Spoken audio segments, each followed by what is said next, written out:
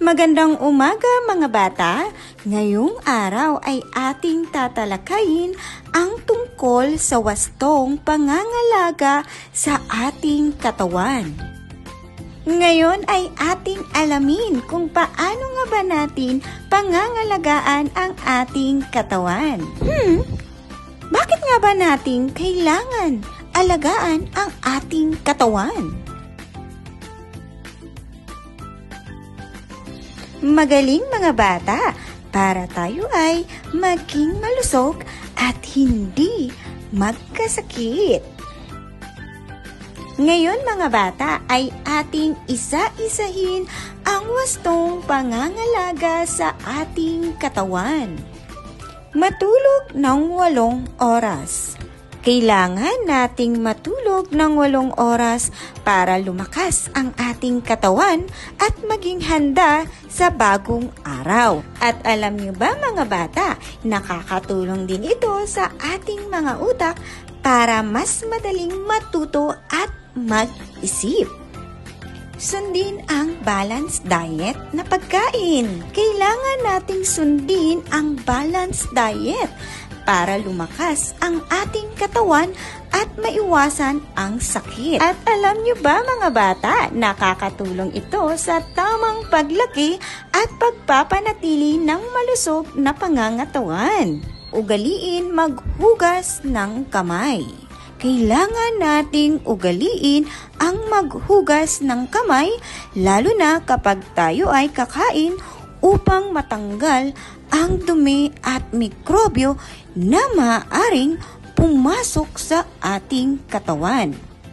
Uminom ng 8 basong tubig. Kailangan nating uminom ng 8 basong tubig araw-araw upang manatiling malakas at maiwasan ang pagkauhaw. Magsipilyo ng ngipin. Kailangan nating magsipilyo ng ating mga ngipin upang mapanatiling malinis at malakas ang ating mga ngipin. Nakakatulong din ito upang maiwasan ang pagkabulok ng ating mga ngipin at masamang hininga. Paglilinis ng ating mga tainga.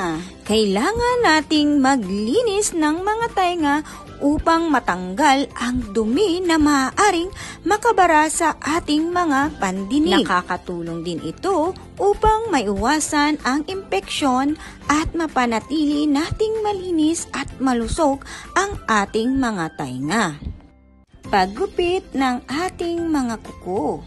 Kailangan nating gupitin ang ating mga kuko upang mapanatiling malinis at maiwasan ang pagdikit ng dumi at mikrobyo sa ating mga kuko. Maligo araw-araw. Kailangan nating maligo araw-araw upang mapanatili ang kalinisan ng ating katawan at matanggal ang dumi at pawis. Nakakatulong din ito upang manatili tayong malinis, mabango, at malusog. At pag-ehersisyo. Kailangan nating mag-ehersisyo upang mapanatiling malakas at malusog ang ating katawan. Nakakatulong din ito sa ating mga puso, buto at kalamnan, pati na rin sa ating isipan upang maging masigla at masaya. Ating tandaan mga bata, ang pangangalaga sa katawan ay mahalaga upang manatiling malusog at masigla. Gawin ang tamang gawain tulad ng pagkain ng masustansyang pagkain, pag-ehersisyo, pagsunod sa tamang kalinisan at sapat na pagpapahinga upang mapanatili ang mabuting kalusugan. Maraming salamat sa pakikinig mga bata. Sana ay may naunawaan kayo sa ating aralin ngayong araw. Paalam!